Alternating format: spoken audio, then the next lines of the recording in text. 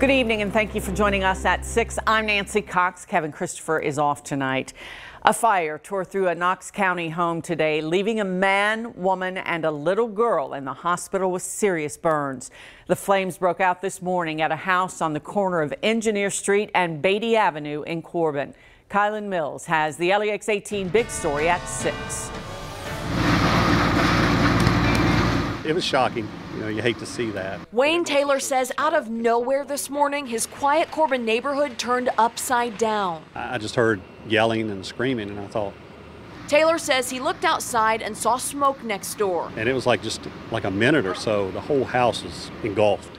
Windows were blown out and flames everywhere. And then the police showed up and the fire department, and they started putting everything out, but it was chaotic.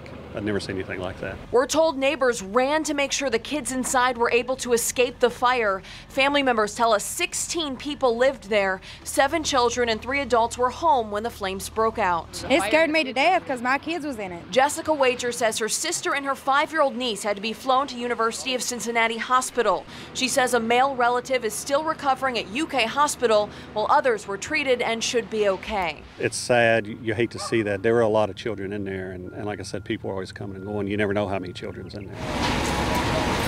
Wagers tells us her young son was the first to see the flames and ran outside to tell neighbors. While the family's home was ravaged by the flames, she says she's just thankful for his quick action. They said if it wasn't for my 5-year-old, they would probably all burn up. Covering the news in Knox County, Kylan Mills, LEX 18 News. Fire officials are still investigating the cause of the fire. Demolition crews were out there this afternoon starting to move debris. At the exact same time, firefighters were on the scene of that fire. Other Kentucky firefighters were trying to get a message across about prevention. They were doing it through the new Turn Your Attention to Fire Prevention campaign unveiled in Frankfort. As the Kentucky Association of Fire Chiefs spoke about it, they had 49 empty pairs of shoes on the ground, representing real Kentuckians who died because of house fires. Some were baby shoes, representing victims as young as 1 year old. As I look at these shoes down there, it's tragic. But some of those really tiny ones, we just don't know what potential they had. Through the campaign, they'll teach people about simple things that can make a big difference, such as sprinklers, smoke detectors, and fire extinguishers. LGBTQ people and supporters chanted through the Capitol today in support of bills they believe will promote fairness across Kentucky. One of the bills would create a statewide fairness law, making it illegal to discriminate against LGBTQ people. Currently, only 10 Kentucky cities and towns have a fairness ordinance, meaning only about 27% of people living there have that protection. That leaves nearly 3/4 of Kentuckians living in a place where LGBTQ discrimination is still legal, and that's not fair. One of the other bills supported by the community would ban conversion therapy, a controversial form of therapy that tries to make kids straight. The Lexington teenager who was paralyzed by a stray bullet testified in court this morning in the trial of the man accused of pulling the trigger. Michael Burke has more on Amaya Catching's emotional testimony. I just knew that I wasn't able to get up and run. Emotional testimony from Amaya Catching this morning, recounting the moments after she was struck by a stray bullet nearly 2 years ago while inside the Lexington home of a friend while celebrating her birthday. Then we were watching a movie and then we heard like a loud noise. Seconds later, her life is radically altered forever. There was like a hole or something in the TV and then obviously more bullets are going through the house, so we got up to like run, but she couldn't run, instantly paralyzed from the waist down. A then 11-year-old Amaya Catching told jurors she used a table to lift herself down from the couch to relative safety on the floor before help could arrive. It just felt like jello, like I just couldn't get up. I didn't really know what was wrong. The alleged shooter, Curtis Jenkins, was in court and heard every word of Amaya's testimony today. He's being tried on multiple counts of wanton endangerment. Covering the news in Lexington, Michael Burke, LEX 18 News. Well, as we watch the sun disappear behind the knobs down in Owsley County, we can look back and reflect on what a beautiful day it has been.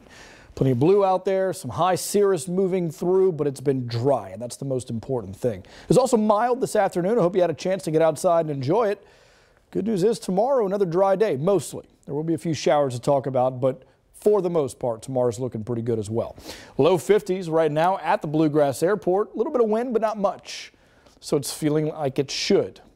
Get up towards the Ohio River, upper 40s, and down near the Tennessee state line, you're in the upper 50s. Everybody running warmer by about 10 to 15 from this time yesterday, but it's been dry. And that is, of course, the most important thing after all of that rain that came in over the weekend and the days leading up to it. We're seeing going forward, though, more rain, a little bit more snow as well, a very active weather pattern moving in for the weekend, but then a pretty big cold snap. Winter is not finished. So we will talk about what to expect for the next few days coming up in your full forecast. Let's hope that snap is brief. Thanks, Seth. Crews were back out today searching for a missing Perry County man feared to have been swept away by rushing water. Sunday, 53-year-old Danny Napier's belongings were found just feet away from the water on Highway 550 in Hazard. Napier was last seen on Saturday. Yesterday, crews had to stop searching for him due to dangerously swift-moving water. Crews are searching on foot, by air, and by boat.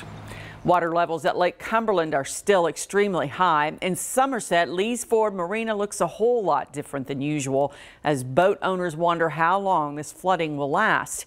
LEX 18's Lee Searcy has that story from Pulaski County. The landscape of Lee's Ford Marina shows more waterfront than ever, and that's not a good thing. It's a sight boat owner Buddy Wilson has never seen in his 24 years of docking his boat here. Not ever. Not ever. The houseboats and pontoons are fine, but the parking lots, not so much. Those light poles you see are in the upper parking lot, so that's amazing. Yes, what looks like an extension of Lake Cumberland is a huge parking lot underwater. Even the guard shack is up to its doorknob in the lake. Despite all the flooding, Wilson commends how the marina is handling the situation.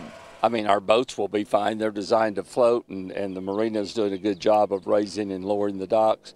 But I feel sorry for the people in low-lying areas and on riverbanks, creek banks, and so forth. With more rain in the forecast, Wilson doesn't look for the lake to recede anytime soon. Everything I've been hearing, maybe Memorial Day.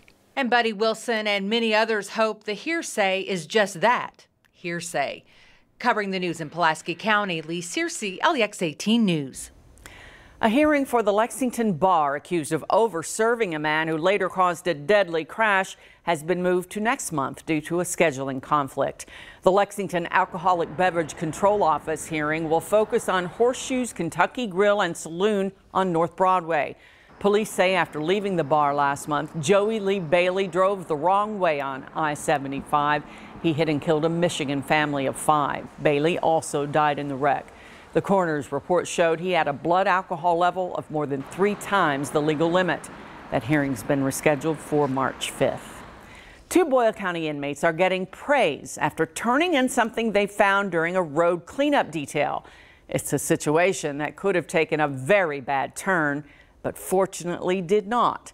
Alexa Helwig explains. For 6 hours every day, this is what a normal day looks like for Justin Sizemore and Stephen Flatt. So there's a lot of trash in that ditch over there. As lower risk state inmates, they both work on road cleanup projects for the county. Sizemore is serving a sentence for robbery and theft of a firearm. Flatt is in for complicity to burglary. They pick up a lot of trash on the side of the road, but never what they found last Friday. Looking at it is a .22 revolver, and it was loaded. And then we called Marty, the dude that supervised us when we were picking up trash. He come over and told him we found a loaded gun. Both Sizemore and Flatt say they looked at it together and were shocked to see it just sitting in the grass. I just figured somebody throwed it out. The law probably got behind them. Kids or something throwed it out. Really didn't know. The jailer here at the Boyle County Detention Center right here behind me says this situation could have gone wrong in so many different ways, but he's so glad that it didn't. I'm very proud of these guys and the positive choice they made. I think it's a step in the right direction for their future. Sizemore and Flatt are grateful for the opportunity to get out of the jail every day. They didn't even question their decision to quickly report the pistol. Anything could have went wrong. Like I said, and it looks bad on me too if something went wrong, because, you know, I'm a convicted robber, and plus I had a gun charge before. You know, we just want to do the right thing and turn it in so nobody get hurt, nobody get no trouble, nothing like that. Jailer Brian Wolford says they will be rewarded for their good decision making. Covering the news in Boyle County, Alexa Helwig, LEX 18 News. Great story. Well, filming has begun in downtown Lexington for Drew Barrymore's latest movie. We'll take you behind the scenes to see the action from the set. Next on LEX 18 News at 6.